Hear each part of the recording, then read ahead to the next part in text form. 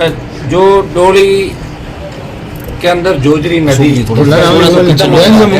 और जोजरी नदी के अंदर जिस तरह ये आपके लूनी बोरानाडा पाली ये फैक्ट्रियों का जो रासायनिक पानी जाता है, गंदा पानी जाता है, उससे वहाँ बहुत बुरी स्थिति हो गई।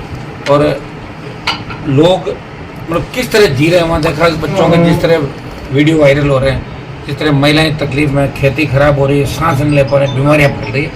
इसको लेके लगातार 40-50 साल से वहाँ के लोग परेशान हैं, लेकिन किसी ने उनकी सुध नहीं ली। छोटे मोटे जब आंदोलन आरएलपी ने शुरू किया तो कई नेता मुंह दिखाने के लिए वहाँ गए भी थे। मुझे तो दुर्भाग्य ये इस बात को कहते हुए कि कांग्रेस की पिछली सरकार के अंदर कांग्रेस के लोगों ने पैदल मार्च निकाला था वहाँ से कमिश्नरेट तक, हुआ क्या था उसके 3 पाँच। अब बीजेपी के लोग चले गए, भजन लाल जी 15 अगस्त को यहाँ आके झंडा रोड करके चले गए। उनको घोषणा करनी चाहिए थी यहाँ पे मीडिया के सामने। इसका शीघ्र हम इतने टाइम के अंदर एक टाइम पीरियड देके जिसके अंदर हम इस समस्या का पुख्ता समाधान करेंगे। ट्रीटमेंट प्लांट के अलावा फैक्ट्रियों दूषित पानी कैसे दूषित होकर नहीं गिरे, इसकी पूरी व्यवस्थाएं वही लोग राजस्थान की सरकार के, दिल्ली में भी डबल इंजन की सरकार है।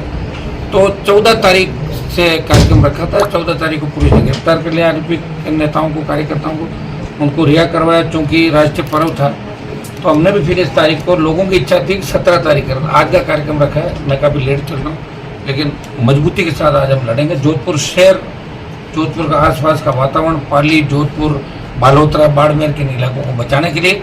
और अब हर जगह आप देख रहे हैं कि लड़ते हुए आपको आरएलपी के लोग ही नजर आ रहे हैं। कांग्रेस घर के अंदर बैठ गई, कभी तो उनको याद आता है संविधान बचाओ और कभी वो लेके आते हैं वोट चोरी। पेपर चोरी की बात नहीं करेंगे, वोट चोरी में हम भी साथ हैं इंडिया अलायंस के अंदर कि वोट चोरी नहीं होनी चाहिए।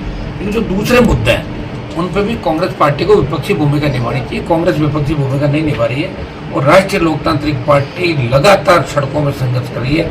लोकसभा, शहीद स्मारक, जोधपुर, 14 की रात को मैं बैठा था एक सड़क बनाने के लिए, आपको 50 साल बाद है। तो नौजवान राजस्थान का अब लड़ना चाहता है, वो ऊब चुका दोनों पार्टियों से और खुद अपना आपको ठगा महसूस कर रहा है। और अभी हमारा मुख्य मकसद यही है, चुनाव अभी 3.5 साल बाद है, जोजरी नदी का अस्तित्व बचाते हुए ये गंदा पानी जो जा रहा है इससे लोगों को राहत कैसे दिलाएं, ये प्रमुखता से मामला है। पार्लियामेंट के अंदर भी कोशिश करेंगे, कल परसों एक बार पहले भी हमने बोला और इसको उठाएंगे। आज हम इस आर पार की हमारी लड़ाई का ऐलान है। सरकार क्या कहती क्या नहीं करती, धरना स्थल पर ये सारी चीजें साफ होंगी। सरकार ने 172 करोड़ की डीपीआर घोषणा भी करे, काम भी चालू। डीपीआर तो घनी चीजों में बन रखी है। सरकार आती है, उस दिन घोषणा हुई, अभी तक सरकार देखिए, सरकारें चाहती है और फिर चली जाती है, फिर कई मुखिया बदल जाते हैं। मानो भजन लाल जी ने घोषणा की, इनके भाई को दूसरा आ गया तो क्या करेंगे, वो इनका काम भूल के दूसरा काम चालू कर देंगे। तो ये दुर्भाग्य है कि सरकार होती है, अगर कोई सरकार घोषणा करती है तो दूसरी सरकार को उसको अमली जामा पहनाना चाहिए, उस घोषणा की इज्जत करनी चाहिए। लोग नहीं करते कि कांग्रेस के राज की, बीजेपी की राज तो 2 ही रहे, कांग्रेस बीजेपी के। अशोक गहलोत यहाँ से लंबे समय तक सीएम रहे, 3 बार राजस्थान के। दुर्भाग्य से जोधपुर और बालोतरा की जो स्थिति है उसमें कहीं न कहीं कांग्रेस का भी उतना ही रोल है जितना भारतीय जनता पार्टी। अच्छा, जिस तरीके से एसआई भर्ती का जो बहस पूरी हो चुकी है, फैसला आने वाला है, बस वेट कर रहे हैं हम। सुनिए मेरी बात, 115 दिन से ज़्यादा का बड़ा आंदोलन चला राजस्थान के अंदर, जेल भरो आंदोलन, लाखों लोगों की रैलियाँ, गवर्नर से मुलाकात, लोकसभा के अंदर मुद्दा उठाया, ऑल पार्टी मीटिंग में नड्डा जी से ये कहलवाएंगे, इसमें चर्चा कराएंगे देश के अंदर जो पेपर लीक हो रहे हैं, बिहार, बंगाल या राजस्थान, जो पेपर लीक की सबसे ज़्यादा घटनाएं हो रही है।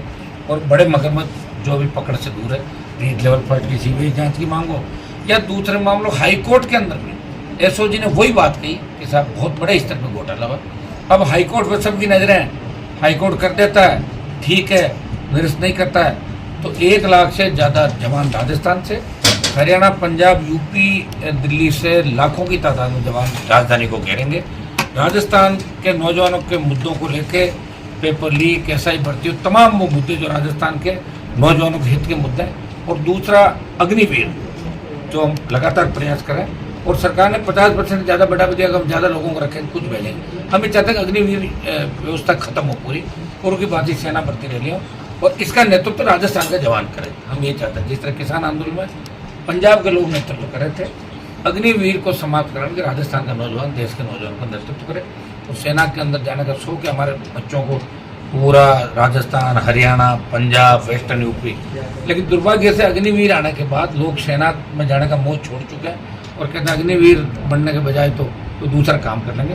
तो सेना का सम्मान भी हम वापिस लौटाएंगे, ये देश की राजस्थान की जनता को मैं विश्वास दिलाना। सर, चुनाव आयोग ने आज प्रेस कॉन्फ्रेंस की, अपनी सफाई दी है, क्या ये बात क्या है? 52 से लेके 2024 तक बेइज्जती हुई और क्या हुआ? 20-22% इनकी पॉपुलेशन है, जिनके साथ SC ST OBC तमाम मुस्लिम समाज पहले साथ हुआ करते थे, जाटों को नेता मानते थे अपना, किसान नेता को। और जाट समाज ने हमेशा राजस्थान में मुस्लिम CM बनवाया, ब्राह्मण CM बनाया, कायस्थ बनवाया, सारी जातियों के मुख्यमंत्री बने, और इन्होंने कोई ऐसी लड़ाई नहीं लड़ी और हमेशा 2 नंबर 3 नंबर की बात करके बैठ जाते थे। भैराराम जी को जाना ही नहीं चाहिए एयरपोर्ट, कौन सी वहाँ इनके शपथ ग्रहण समारोह था एयरपोर्ट पर, जब नाम नहीं था क्यों बेइज्जती कराने गए? क्योंकि ये तो तैयार बैठा ना बेइज्जती करने के लिए। आपके यहाँ तो जिस तरह जोगाराम जैसे नाजोगाराम मैं बोलता हूँ उसको, ऐसे लोग अगर भजनलाल के आसपास से व्हाइट हाउस, नाजोगाराम, ये 5-7 लोग हैं, ये भजनलाल को ले डूबेंगे और जल्दी भजनलाल का भी कनेक्शन राजस्थान से कट जाएगा, इतना मैं आपको विश्वास दिलाता सर, जो वोट चोरी के मामले में जो साक्ष्य रखे गए, एक व्यक्ति के 40 बचे, वो तो महंत के शिष्य निकले। गुरु परंपरा के अनुसार अपने गुरु का नाम पिता की जगह लिखवाया हुआ था, गुरु ने खुद आके हूँ। नाम तो कौन कहाँ क्या लिखवा रहा है, सारी कौन सा मीडिया उछाल रहा है? आप कई नाम और भी आए थे, उछाला था क्या आप लोग? लेकिन जो चीज सामने आई, डिलीट कर दिया था। जो चीज छोड़ो, सामने आई, पिता पुत्र इन चक्रों मत पड़ो। राजस्थान में भी मान रहे हो आप सब वोट चोरी कर रहे हो? राजस्थान क्या करो, देश कर रहा ना वोट चोरी। राजस्थान में चुनाव आप चुनाव आयोग बोस हुआ है, यहाँ तो पंचायत राज और पालिका के लिए चुनाव आयोग अलग बना रखा है। सर, जिस वो जो केंद्रीय चुनाव आयोग है वो वोट चोरी करा, लिस्ट वही जारी कर, ये कहेगा कि नहीं चोरा।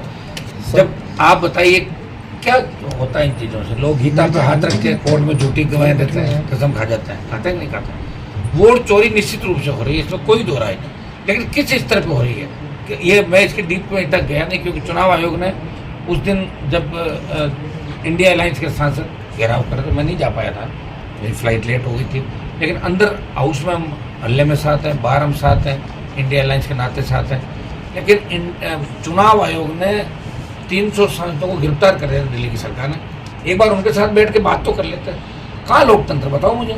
वही इंदिरा गांधी ने जो इमरजेंसी लगाई, वही अघोषित इमरजेंसी मोदी अमित शाह ने लगा दी। धनखड़ को जिस तरह हटाया, लेकिन धनखड़ चुप है। धनखड़ चुप है तो हमें क्या करना है? धनखड़ अगर बोलता है तो हम सड़कें जाम कर देंगे। तो इसके लिए वेट करें, 1 महीने का समय दिया, पता नहीं कहाँ बिठा रखा उनको, क्या कारण था, आखिर क्या था, देश के लोग जानना चाहते हैं। क्योंकि पहली बार किसी उपराष्ट्रपति को इस तरह मजबूर इस्तीफा दिलाया गया।